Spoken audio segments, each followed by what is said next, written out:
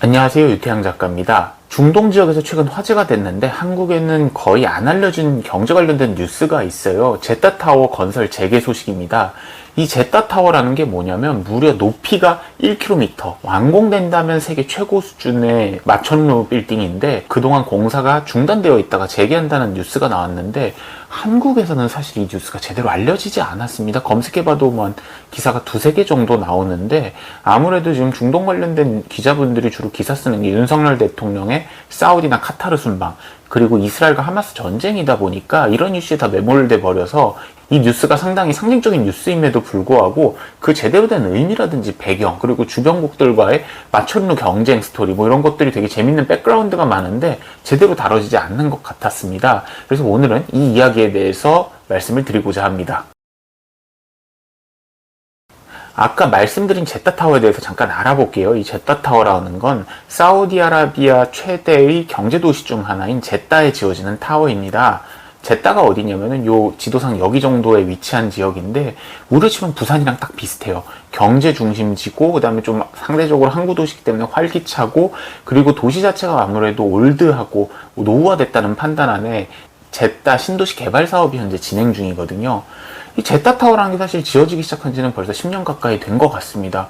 근데 이게 2018년부터 2023년까지 이 건물의 건설이 중단되어 있었습니다. 이 백그라운드 스토리를 보면 흥미로운 게 많은데 우선 제타타워를 짓던 건설사가 처음에는 빈 라딘 그룹이라는 건설사였습니다. 90년대생 이전에 태어나신 분들은 빈 라딘 어디서 좀 들어봤는데 이런 생각 드실 거예요.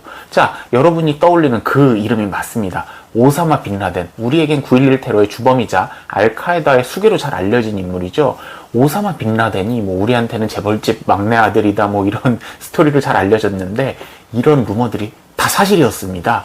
그래서 오사마 빈 라덴은 빈 라덴 그룹이라는 엄청나게 유명한 재벌 가문, 우리로 치면은 대우건설이나 삼성물산 정도 되는 탑급 건설사의 아들 중에 한 명이었어요.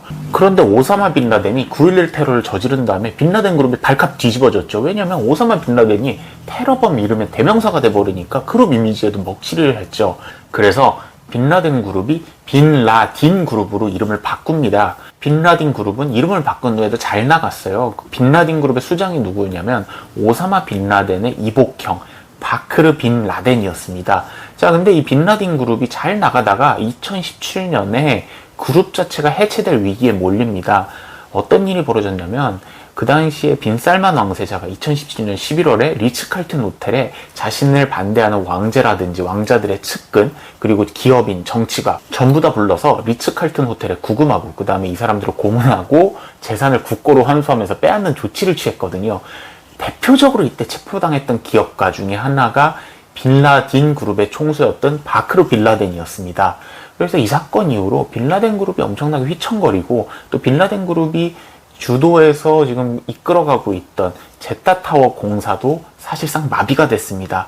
뭐 2018년, 19년 사이에 또 이거 공사 재개하는 뭐네 이야기가 나왔음에도 불구하고 또 어떤 이슈가 터졌냐면 그다음에 코로나19 때문에 공사가 중단되면서 사실상 그동안 건설 잡지라든지 뭐 위키백과 이런 거 찾아보면은 이 건물 건축이 중단됐고 곧 취소될 거다라는 이야기가 많았습니다. 그런데 얼마 전에 2023년 9월에 드디어 이 제타타워 건설이 거의 5년 만에 재개를 했다라는 기사가 들려와서 전 세계 건설 관계자들의 관심을 모으고 있습니다. 만약에 이 제타타워가 완성된다면 명실공히 전 세계에서 가장 높은 빌딩이 되죠. 지금까지 가장 높은 빌딩은 바로 옆인 아랍에미레이트에 있는 부르즈 칼리파, 잘 아시죠?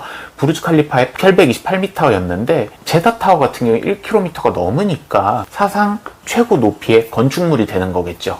그런데 이거를 또 우리의 자존심 가만 아랍에미레이트의 뭐 경제수도 두바이가 이걸 보고 있을 수 있냐? 두바이도 바로 반격을 했습니다. 사실 두바이는 제타타워보다도 더 높은 건물을 2016년부터 짓다가 역시 코로나의 여파와 뭐 건설 자재, 인상 뭐 이런 이유 때문에 잠깐 중단한 적이 있어요. 두바이의 국영 건설사인 이마르라는 회사가 이걸 짓고 있었는데 두바이의 크릭하버라는 항만 근처, 신도시 항만 근처에 크릭타워라는 걸 올리다가 중단되어 있었습니다. 이게 높이가 무려 1.3km입니다. 이쯤 되면 점점 현실 가능성이 없어지는데 무슨 건물 높이를 미터도 아니고 킬로미터로 재는 거는 처음 보셨죠?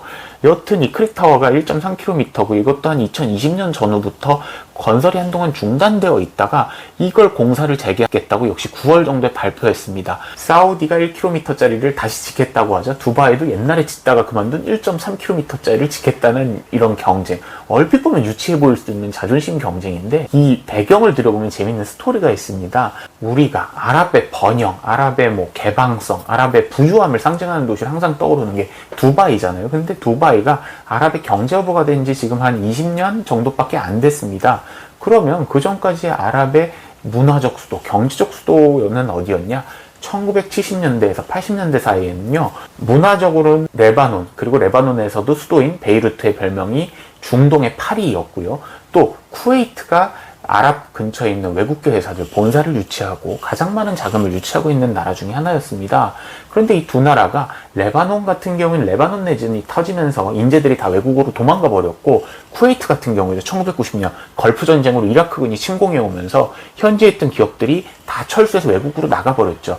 이렇게 철수한 인재들과 돈이 모인 데가 어디냐면 지금의 두바이입니다. 자, 그러다 보니까 2000년대부터 두바이가 정말 초고속 성장을 계속하면서 우리가 생각하는 부자 도시의 대명사, 뭐 홍콩, 싱가포르가 경쟁하는 글로벌 오픈 시티가 돼버렸거든요. 그러다 보니까 이 옆에서 있던 사우디는 어떻게 했어요? 배가 아플 수밖에 없죠. 사우디아라비아는 자신들이 전 이슬람권의 맹주라고 생각하고 그렇게 믿고 그렇게 행동하는데 하다못해 사우디아라비아 국왕의 칭호도 뭡니까? 메카와 메디나, 이슬람 성지 두 곳의 수호자라는 간지나는 명칭을 가지고 있는데 그러다 보니까 사우디 입장에서 이게 배가 아플 수밖에 없었다. 그동안이야 사우디가 어느 정도 관성에 맞춰 들어가지만 지금 2015년부터 사우디의 실권을 잡고 있는 사람이 누굽니까? 빈살만, 무함마드 빈살만 왕세자죠. 이 왕세자 되게 젊어요. 1985년생이고 자신이 기업들을 만나거나 아니면 귀빈을 만날 때도 본인이 PPT 자료를 다 준비해서 직접 피칭을 할 만큼 적극적인 성격의 인물인데 이 사우디아라비아가 두바이에 뒤진다는 걸 용납을 못하겠는 거예요. 그래서 빈살만 왕세자가 비전 2030 비롯해서 다양한 개혁 정책을 추진하고 있는데 그 중에 하나가 이렇게 높은 랜드마크 만들고 또 리야드 외곽에다 끼디아 시티 짓고 뭐 이런 것들을 하고 있습니다. 그것도 의식해서 두바이가 뭘 하고 있냐면 지금 D33이라고 올해 초에 발표했는데 일경 3천조를 투자하겠다고 했습니다. 도시의 매력들을 끌어올리기 위해서. 사실은 이거 뭐 할 수 있을지 없을지도 사실 정말 궁금해요. 워낙 액수가 천문학적으로 크니까. 단순히 도시를 짓고 인프라를 구축하고 이런 거 말고도 여러 부분에서 이 두 나라가 지금 자존심 싸움으로 부딪히고 있습니다. 2021년 엑스포 두바이에서 했거든요. 이게 원래 2020년 엑스포다가 2021년 엑스포로 코로나 때문에 한 해 늦춰서 열린 엑스포인데 그 다음에 2022년 또 바로 옆에 카타르 도하에서 월드컵 했죠. 이걸 가만히 보고 있던 빈살만 왕세자가 아니죠. 빈살만 왕세자 어떤 말을 했냐면 우리가 월드컵 하겠다라는 얘기도 여러 차례 이미 주장을 했었고 또 2029년 아시안게임이랑 2034년 아시안게임을 모두 사우디아라비아가 지금 유치한 상황입니다. 더 나아가서 2030년 엑스포도 곧 결과가 나올 텐데 부산과 사우디아라비아 리야드가 유치를 두고 경쟁을 하고 있죠. 사우디아라비아 빈살만 왕세자 왜 이렇게 무리해서 국제대회를 유치하려고 할까? 이 배경에는 빈살만 왕세자의 친아버지인 살만 국왕이 나이가 진짜 많으세요. 1935년생이세요.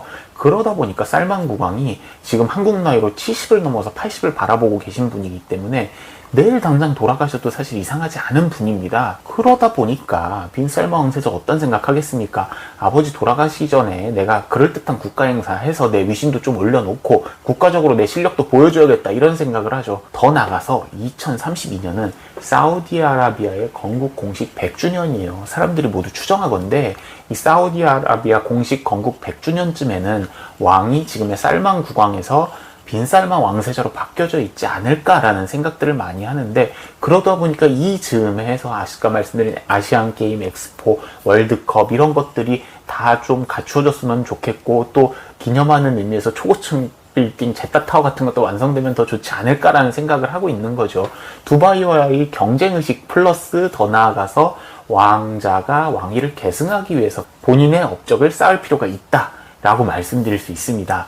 보면은 옆에 두바이 같은 경우에도 2021년 엑스포 개최할 때 왕세자인 함단 왕세자가 나와가지고 본인이 이 부르즈 할리파 기어 올라가가지고 국기 흔들고 막 그런 퍼포먼스 했거든요.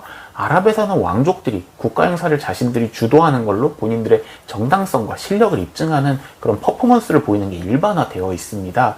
그래서 이런 배경들이 있어서 두 도시가 각각 한동안 코로나 때 묵혀두었던 1km, 1.3km짜리 초고층 빌딩을 짓겠다고 나섰는데 실현 가능성은 좀 지켜봐야 될 것 같습니다. 제가 이 뉴스를 준비하면서 초고층 빌딩 전 세계 순위를 좀 매겨봤는데 또 흥미로운 자료가 있는 게 지금 현재 1등이 아까 말씀드린 대로 UAE의 두바이, 부르즈 칼리파고요. 2등이 중국 상하이 타워 632m, 3등은 사우디아라비아에 있습니다. 로열 클락 타워 601m, 4등이 중국 선전의 핑안 국제금융센터 599m, 5등이 우리나라 잠실에 있는 롯데월드 타워 554m라고 해요.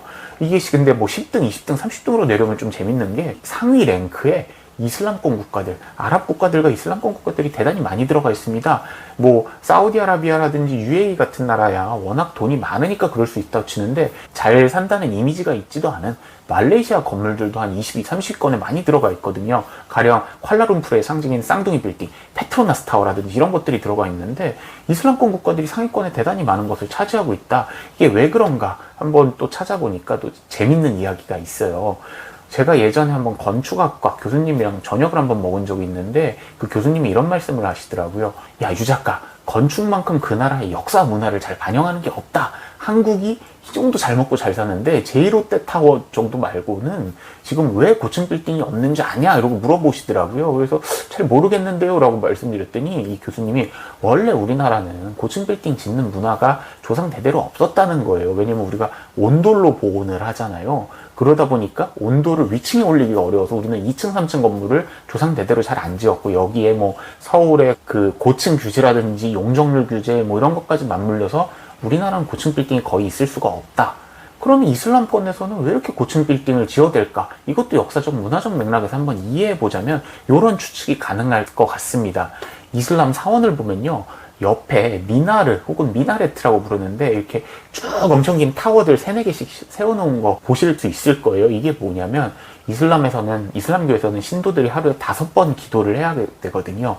이 하루에 5번 기도를 하는데 기도를 하러 오라고 목청 좋은 사람이 올라가서 소리를 지르고 노래를 불러요. 이거를 아단이라고 합니다. 이 아단을 하는 사람이 뭐 1층에서 부르면 아무도 안 오겠죠. 그러니까 높은 데서 올라서 빨리 오라고 기도하러 오라고 소리를 질러야 되는데 이 아단을 하는 데가 저 높은 미나레트 탑 위에서 소리를 지릅니다. 이 미나레트 모양을 보시면 아까 말씀드린 초고층 빌딩들 부르즈 칼리파라든지 아니면 짓고 있는 제타 타워라든지 더 나아가서 두바이 크리타워랑도 좀 닮아 있죠. 이렇게 원뿔형이 계속 올라가는 타워 양식에 이슬람권 국가들이 친숙하고 높이 올리는 거에 대해서도 이미 조상 대대로 건축을 많이 했기 때문에 심적인 부담감이 없지 않을까라는 추측도 한번 해봅니다.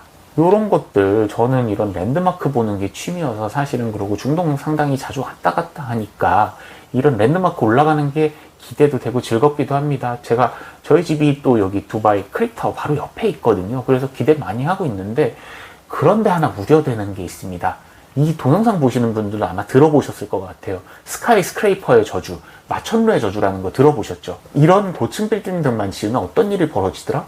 꼭 경제 위기가 닥쳐온다. 그런 징크스 같은 게 있잖아요. 그래서 또 찾아보니까 앤드루 로렌스라는 애널리스트가 실제로 분석을 했는데 이게 사례가 제법 많대요. 그래서 고층 빌딩을 지은 국가들이 경제위기 맞은 사례가 미국의 엠파이어 스테이트 빌딩 지어질 쯤에 1차 세계대전 후에 경제공황 대형으로 맞았고 또 말레이시아 페트로나스 트윈타워 짓자마자 말레이시아를 위시해서 한국 등등이 IMF 위기를 맞았고 부르즈 칼리파가 완공될 쯤에 두바이가 한번 국가가 파산될 뻔했다. 2008년에서 2010년 사이에 그런 기록이 있더라고요. 찾아보니까 지금 불안한 게 사우디도 네옴시티 하겠다. 네옴시티 위에도 리야드가 끼리아 짓는다. 이거저거 돈 많이 쓰고 있고 두바이도 아까 말씀드린 D33 프로젝트 한다면서 1경원 투자하겠다. 이런 얘기들 하는데 아랍 국가들 지금 경쟁적으로 투자하는데 고금리 상황에서 언제까지 자금 조달이 가능할지 현재에서 불안감도 조금씩 올라가고 있습니다.